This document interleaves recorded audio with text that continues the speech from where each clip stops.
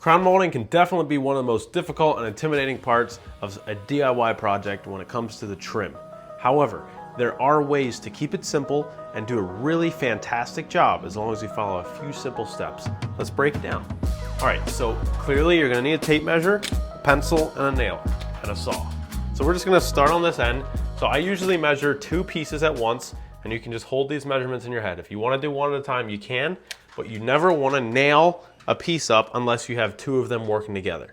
Almost every single drywall corner has a mud curve to it. So it's all straight, and then all of a sudden the last second there's a curve. So you always want to measure at the bottom of the crown molding piece. So there it's 13 inches, and up top it'll likely be less than that. So you want to get your greatest measurement, which is 13. And then push it into the corner here, and this is a 22.5 degree angle. 40 and 9/16. 40 and 9/16 and 13. So now let's head to a saw and I'll show you a couple things to keep in mind. All right, so you're gonna take your piece of crown molding.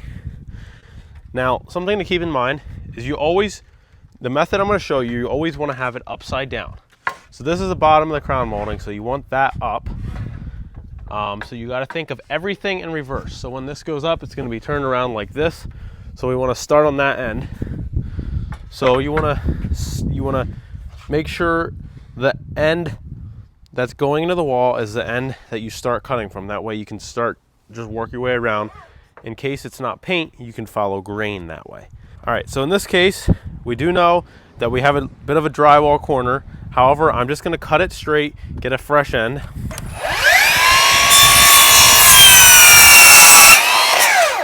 And our long measurement was 13. So take your tape, make sure you're measuring on short point. So in this case, we have a 90 degree angle, and this angle is an outie, not an innie. So we had 13 inches from the wall to the corner, and our miters will be going like this. So we're gonna measure 13 inches since it's the bottom of the piece. You always wanna measure to the bottom of the piece. So make your mark on the bottom of the piece. Bottom of the piece, 13 inches, that was our measurement to the corner. It's upside down, so we're ready to cut. Now, this is a 90 degree angle, so you're gonna split the 90 in half, go 45. Most miter saws will have it lock in. So that's at 45 degrees, that's locked in. Now one of the most important things for good miters, and now a lot of people are gonna say you should do the 22.5, blah, blah, blah, or the 20, whatever the measurement is. Set your saw to different degrees, wacky. A lot more difficult. Some people know what I mean. If you don't know what I mean, just follow my instructions here. So set the saw to 45 degrees. Now you're gonna put this up to the fence. And the important thing here, it's simple, but it's important. Right here, where this meets the fence has to be the little flat spot that you have on your piece of crown molding needs to be flat on there. You don't want it tilted down, you don't want it tilted up, or it'll mess with your miters. What you can do is get it right, and then you can make marks on your saw, and that's where your crown molding piece goes. Once you do it a couple times, even the first time, you can kind of get a feel for it. So what I usually do, turn my light on so I know where it's cutting, get it close, and then get the feel for where we want it. Make sure it's nice and flat on the fence, 45, and then just cut nice and easy. And now that you cut it, I'll tell you, make sure you cut it a little bit long. Just a hair long, especially in the beginning. Always give it an extra 16th. Once you get comfortable, you can cut it closer. But you can always cut a little bit off. You can never get it on unless you have a really good wood stretcher. So now we can just continue on with the piece. So this piece is gonna go up there like this. We're cutting our second piece. So this one is gonna have to meet it. And so we gotta cut a miter back the opposite way. So once again, first of all, you gotta cut your piece. So this is gonna be, because you're continuing on around the corner, you gotta cut your miter back. In this case, you're just cutting the end off. And the only thing that matters is that you get a nice 45. Now you're marking. So what was this, 40? 40 and 3/8. 40 and 9/16. So now this is a little bit more of a difficult measure. So I usually just stretch my tape out 40 and 9/16, so make sure I've gotten plenty past that. And then I come to this end, and right here is where you started measuring. So that's where you're going to want to hold your tape. You always have this little thingy on it. You don't want to use that. So hold it at 1. Right there like that. And now you simply have to add an inch on this side. So 40 and 9/16 was the measurement. So I'm going to mark it at 41 and 9/16. And now we're on the back side for measuring. So flip it up and just kind of eye it up. Put your mark right on the top where you can see it. And now once again, everything's turned. So when this actually goes up, it's going to be over like this. On this end, we're leading into a 45. So we're going to cut it at 22 and a half. So switch this to 22 and a half. Get the light on, get it close, and then put it on the fence. Fine tune a little bit. And then cut. All right, so now you have your 2 pieces. Hopefully you cut them a little bit long. Next you take them in and line them up. All right, so the reason I like to cut 2 pieces right away is just so that you can get them lined up before you nail either of them. So first of all, you want to check your lengths. In this case, that's a perfectly square corner, so there's no angle needed, which is why you cut it straight first, in case that's the case. But most likely, you'll have to cut a little angle to get that tight. But that's looking nice. So now I can check length on this piece. So I hold it right into my corner on this end, work my way over, and it's right on. So in this case, I don't have to do any extra cutting. So now, add some glue. This is important, wood glue on the miter, so it doesn't come apart as the wood expands and contracts. So put a good bit of glue on there. Hold up your first piece. Get it right there in the corner.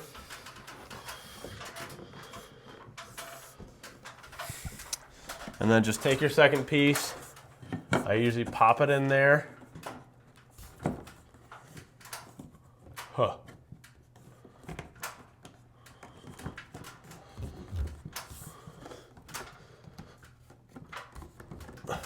And just work your way around with it, you know, just get it all fitting nice in there.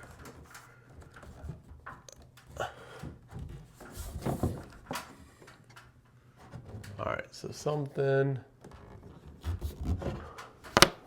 I'm gonna trim off just a little bit of this one. It's just a hair long.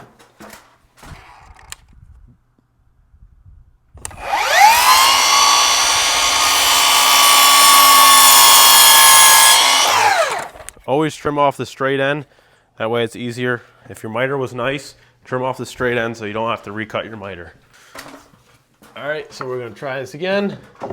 Once again, hold it up there.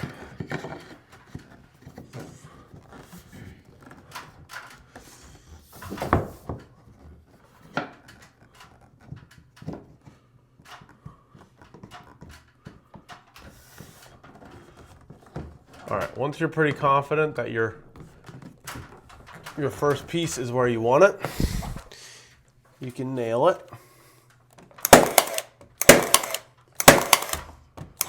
In this case, I'm using 23 gauge, so I'm going to use quite a few nails.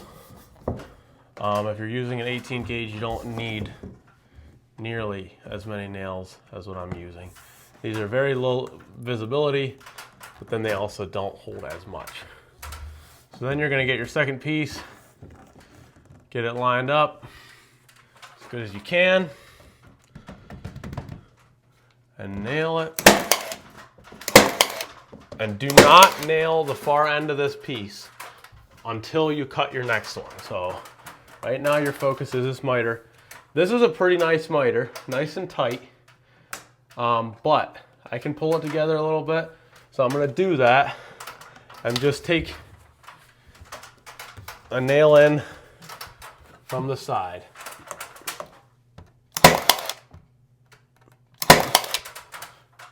There we go. Nice miter, especially for paint, a little bit of putty in there, and it'll look perfect. Absolutely perfect. Turned out good. So I'll just continue with the next piece in case any of you didn't follow well.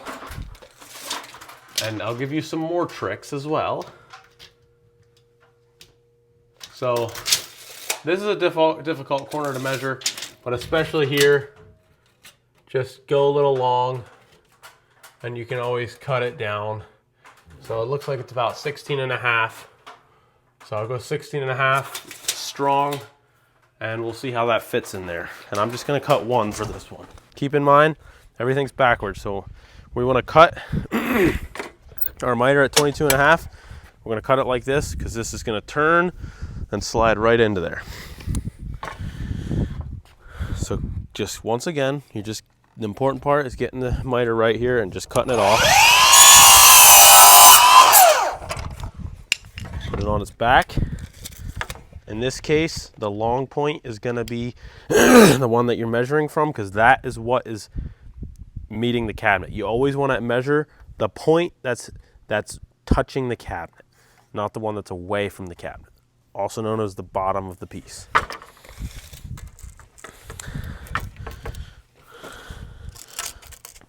So 16.5 is right there. So I'll just mark it right at 16.5 and then I'll just cut it a little bit strong. So I gotta come back to cut my innie.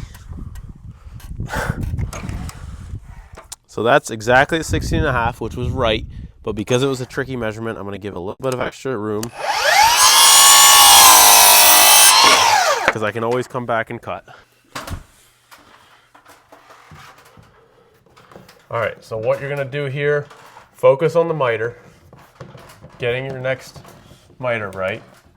In this case, it's absolutely perfect and we're a hair long. So because this miter is perfect, we always wanna cut off the miter that's unknown. So we're gonna cut off this miter, just trim off a hair.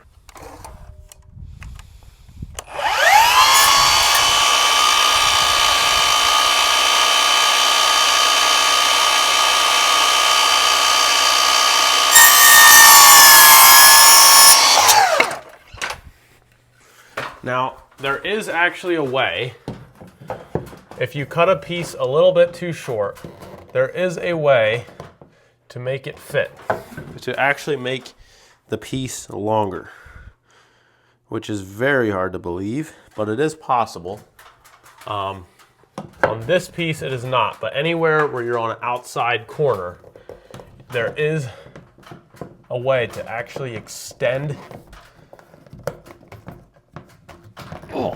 the piece. All right, so get your miter good in there, get it nailed. Once again, do not nail the side where you do not have your second piece. So now this is ready to be nailed. And unfortunately, you can't really nail these together. So you just gotta work them in there, get them nice and tight. And this went in pretty well. That miter is not bad at all.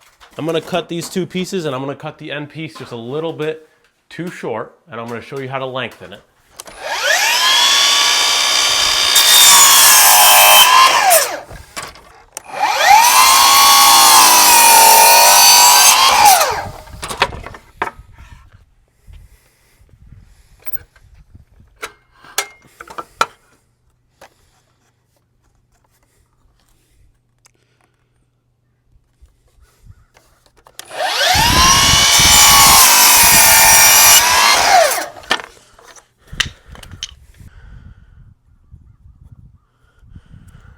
All right, so right there's my mark where I believe is perfect. So I'm gonna cut it a little short on purpose.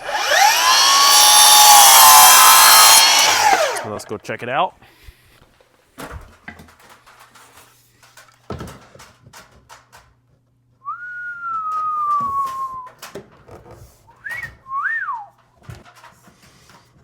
And it's absolutely perfect.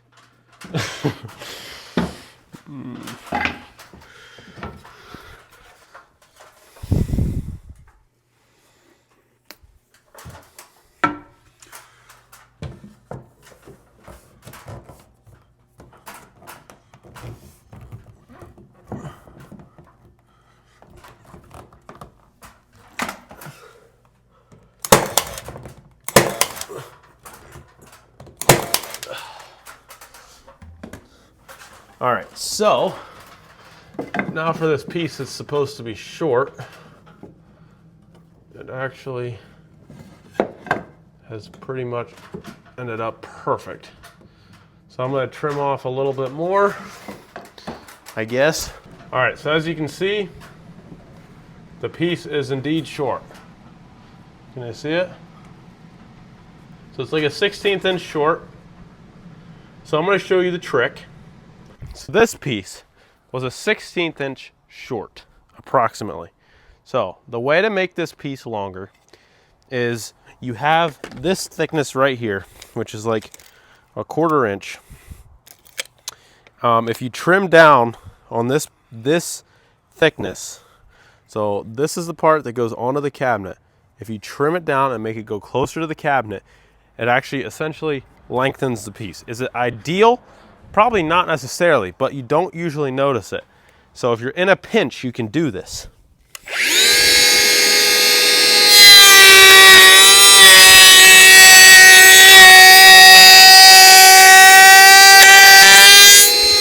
Now, one thing to keep in mind is that usually they have a little bit of a sanded edge. And so when you do this, it makes it sharp. So just take your planer down to very low, and obviously you need a planer to do any of this.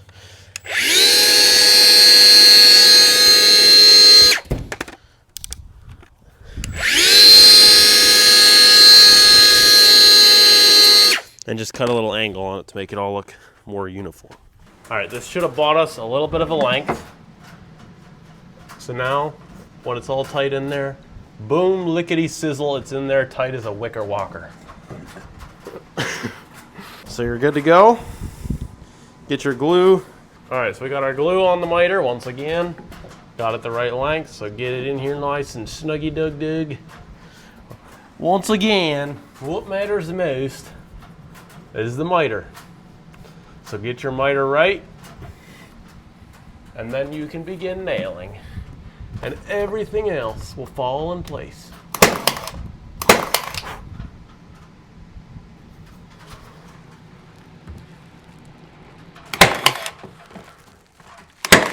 All right, there you go. A professional miter job. And all you gotta do is dab some kind of little putty in your miter's nail holes, touch it up with paint, lickety sizzle, and we'll show you a short clip of the finished product.